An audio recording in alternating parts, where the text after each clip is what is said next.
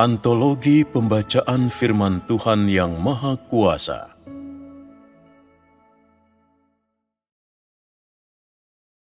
Perkataan Tuhan kepada seluruh alam semesta. Perkataan ke-8.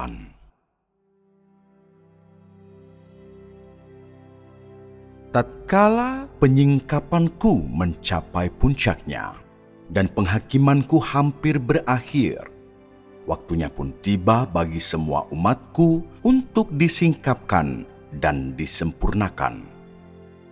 Langkahku menjejak ke seluruh penjuru alam semesta dalam pencarian abadi akan mereka yang berkenan di hatiku dan yang sesuai untuk dipakai olehku. Siapakah yang dapat bertahan dan bekerja sama denganku? Kasih manusia kepadaku terlalu kecil, dan imannya kepadaku terlalu lemah. Jika teguran dari firmanku tidak ditujukan langsung pada kelemahan manusia, ia akan menjadi sombong dan melebih-lebihkan, serta memuja dan menciptakan berbagai teori yang muluk-muluk seolah-olah ia maha tahu dan memahami segala hal di muka bumi. Siapakah yang masih berani menyombongkan diri di antara mereka yang setia kepadaku di masa lalu? Dan siapakah yang sekarang berdiri teguh di hadapanku? Siapakah yang diam-diam tidak senang dengan prospek mereka sendiri? Apabila aku tidak menyingkapkan secara langsung, manusia tidak punya tempat untuk bersembunyi dan tersiksa oleh rasa malu. Akan menjadi seburuk apakah jika aku berbicara melalui cara yang lain? Orang akan lebih merasakan betapa berhutangnya mereka. Mereka percaya bahwa tidak ada yang dapat menyembuhkan mereka, dan semua orang akan terikat erat oleh kepasifan mereka. Ketika manusia kehilangan pengharapan, penghormatan terhadap kerajaan secara resmi berkumandang, menandakan waktunya telah tiba bagi roh yang diintensifkan 7 kali lipat mulai bekerja. Atau, sebagaimana diucapkan manusia dengan perkataan lain, menandakan bahwa kehidupan kerajaan secara resmi dimulai di muka bumi, yakni ketika keilahianku muncul untuk bertindak secara langsung tanpa diproses oleh otak. Semua orang menjadi sesibuk lebah. Tampaknya seolah-olah mereka dihidupkan kembali, seakan-akan mereka dibangunkan dari mimpi, dan begitu terbangun, mereka terkejut mendapati diri mereka dalam keadaan seperti itu. Di masa lalu, aku banyak berbicara tentang pembangunan gereja. Aku mengungkapkan banyak misteri, dan tatkala pembangunan gereja telah mencapai puncaknya, semua itu tiba-tiba berakhir. Berbeda halnya dengan pembangunan kerajaan. Hanya setelah pertempuran di alam roh mencapai tahap terakhirnya, barulah aku memulai kehidupan baru di bumi. Artinya, hanya ketika manusia menarik mundur dirinya, aku pun secara resmi memulai serta memunculkan pekerjaan baruku. Perbedaan antara pembangunan kerajaan dan pembangunan gereja adalah, dalam pembangunan gereja, aku bekerja dalam kemanusiaan yang diatur oleh keilahian. Aku secara langsung berurusan dengan sifat lama manusia, secara langsung menyingkapkan keburukan diri manusia, dan membeberkan hakikat dari manusia. Sebagai hasilnya, manusia pun mengenal dirinya sendiri berdasarkan hal ini, dan dengan demikian mereka diyakinkan di dalam hati dan oleh perkataan. Dalam pembangunan kerajaan, aku bertindak secara langsung dalam keilahianku dan memungkinkan semua orang mengetahui apa yang kumiliki dan siapa diriku berdasarkan pengetahuan akan firman-Ku yang pada akhirnya memungkinkan mereka untuk mencapai pengetahuan akan Aku yang berada dalam rupa manusia. Dengan demikian, itu mengakhiri seluruh pengejaran manusia akan Tuhan yang samar dan mengakhiri tempat Tuhan di surga dalam hati manusia, yang artinya memungkinkan manusia untuk mengetahui perbuatanku dalam rupaku sebagai manusia, dan dengan demikian selesailah waktuku di bumi. Pembangunan kerajaan ditujukan secara langsung di alam roh. Dengan kata lain, peperangan di alam roh terjadi secara langsung di antara semua umatku.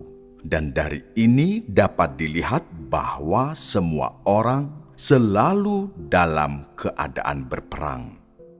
Bukan hanya di dalam gereja, bahkan terlebih lagi di zaman kerajaan.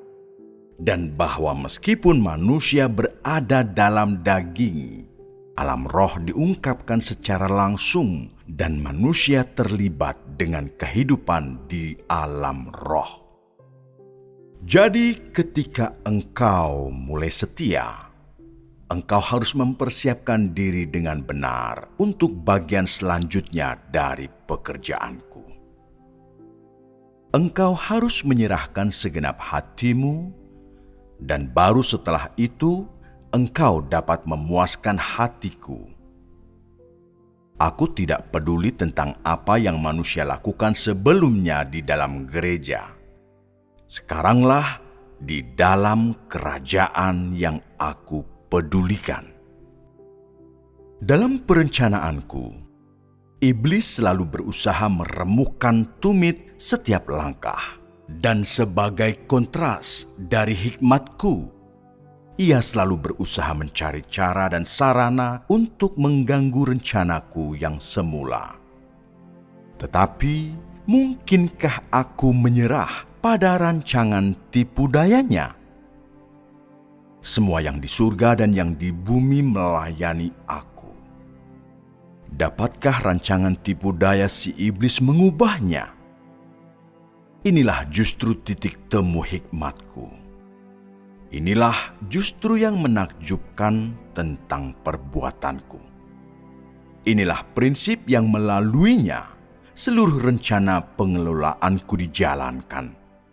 Selama masa pembangunan kerajaan, aku tetap tidak menghindari rancangan tipu daya si iblis. Namun aku terus melakukan pekerjaan yang harus aku lakukan. Di antara semua hal di alam semesta, aku telah memilih perbuatan iblis sebagai kontrasku. Tidakkah ini justru menunjukkan hikmatku? Bukankah ini benar-benar menunjukkan betapa menakjubkannya pekerjaanku? Pada peristiwa memasuki zaman kerajaan, perubahan besar-besaran akan terjadi dalam segala sesuatu di surga dan di bumi, dan mereka merayakannya dan bersuka cita. Apakah engkau berbeda dalam hal ini? Siapa yang tidak merasakan semanis madu dalam hati mereka? Siapakah yang hatinya tidak meluap dengan sukacita? Siapakah yang tidak menari-nari dengan gembira? Siapakah yang tidak mengucapkan kata-kata pujian?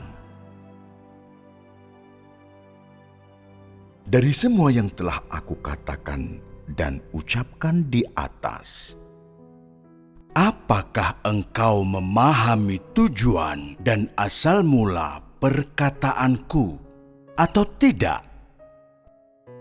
Jika aku tidak menanyakan ini, kebanyakan orang percaya bahwa aku hanya mengoceh.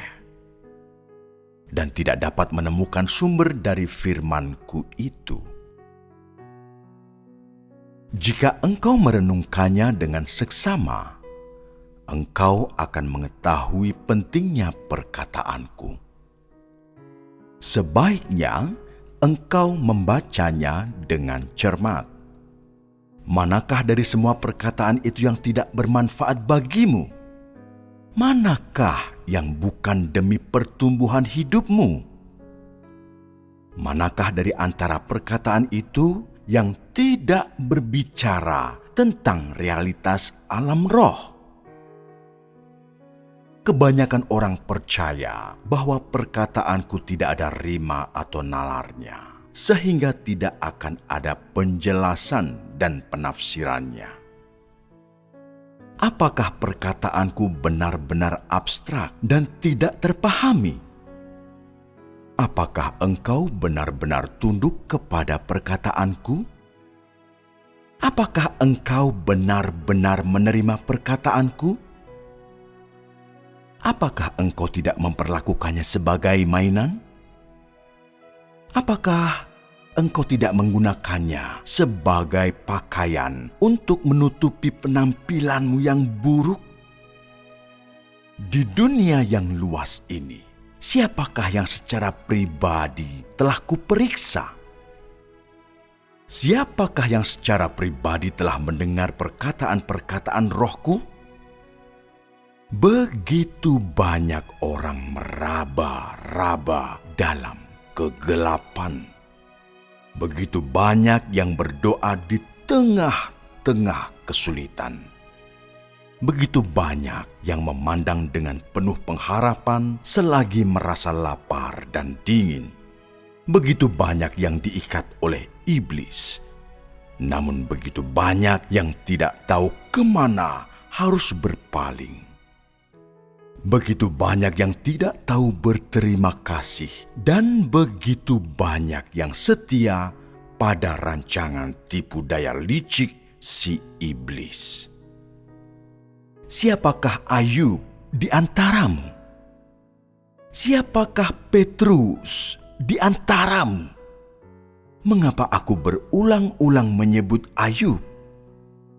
Dan mengapa aku sering kali merujuk kepada Petrus? Pernahkah engkau mengerti apa yang kuharapkan darimu? Engkau seharusnya menghabiskan lebih banyak waktu untuk merenungkan hal-hal semacam ini. Petrus setia kepadaku selama bertahun-tahun. Namun ia tidak pernah mengomel ataupun memiliki hati yang mengeluh. Dan bahkan Ayub pun tidak dapat disejajarkan dengan dia. Selama berabad-abad, semua orang suci lainnya pun jauh dibandingkan dengannya. Ia tidak hanya mengejar pengetahuan akan aku, tetapi juga datang untuk mengenal aku di saat iblis melakukan rancangan tipu dayanya.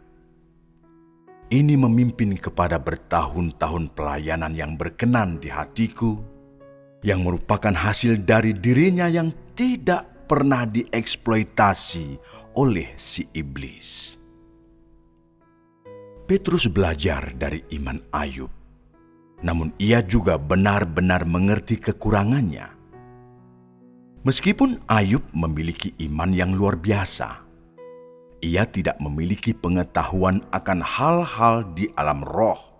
Dan dengan demikian, ia mengucapkan banyak perkataan yang tidak sesuai dengan kenyataan. Ini menunjukkan bahwa pengetahuannya masih dangkal dan tidak dapat menjadi sempurna. Maka, Petrus selalu berusaha untuk memperoleh kepekaan dalam rohnya dan selalu berfokus mengamati dinamika alam roh. Sebagai hasilnya, ia tidak hanya mampu memastikan apa yang sesuai dengan keinginanku, tetapi juga mengerti sedikit tentang rancangan tipu daya si iblis. Dan dengan demikian, pengetahuannya menjadi lebih besar daripada siapapun di sepanjang zaman. Dari pengalaman Petrus, tidak sulit untuk melihat bahwa jika manusia ingin mengenal Aku, ia harus berkonsentrasi melakukan pertimbangan yang saksama di dalam rohnya. Aku tidak memintamu untuk mencurahkan banyak kepadaku secara lahiriah. Itu adalah hal yang sekunder. Jika engkau tidak mengenal Aku, maka seluruh iman, kasih, dan kesetiaan yang engkau bicarakan hanyalah ilusi. Semua itu hanya buih, dan engkau pasti hanya akan menjadi seseorang yang menyombongkan diri di hadapanku tanpa mengenal dirinya sendiri. Dan dengan demikian, engkau kembali akan dijerat oleh iblis dan tidak mampu melepaskan dirimu sendiri. Engkau akan menjadi anak kebinasaan dan menjadi objek kehancuran. Namun, jika engkau dingin dan tidak peduli terhadap firman-Ku, maka tidak diragukan lagi engkau menentang Aku. Ini kenyataannya, dan engkau sebaiknya melayangkan pandanganmu melalui gerbang alam roh untuk melihat berbagai macam roh yang Kuhajar. Siapakah di antara mereka yang tidak pasif dan yang tidak peduli dan yang tidak menerima terhadap perkataanku? Siapakah di antara mereka yang tidak sinis terhadap perkataanku? Siapakah di antara mereka yang tidak mencoba menemukan pegangan di dalam perkataanku? Siapakah di antara mereka yang tidak menggunakan perkataanku sebagai senjata pertahanan demi melindungi diri mereka sendiri? Mereka tidak mencari pengenalan akan Aku melalui perkataanku. Mereka sebaliknya hanya menggunakan perkataanku sebagai mainan untuk mereka mainkan. Dalam hal ini, bukankah mereka telah menentang Aku secara langsung? Siapakah firman-Ku? Siapakah Roh-Ku? Telah berulang kali Aku menyampaikan perkataan-perkataan semacam ini kepadamu. Namun apakah penglihatanmu menjadi lebih tinggi dan lebih jelas? Pernahkah pengalaman-pengalamanmu benar? Aku mengingatkanmu sekali lagi. Jika engkau tidak mengetahui perkataanku, tidak menerimanya, dan tidak menerapkannya, maka engkau pasti akan menjadi objek hajaranku.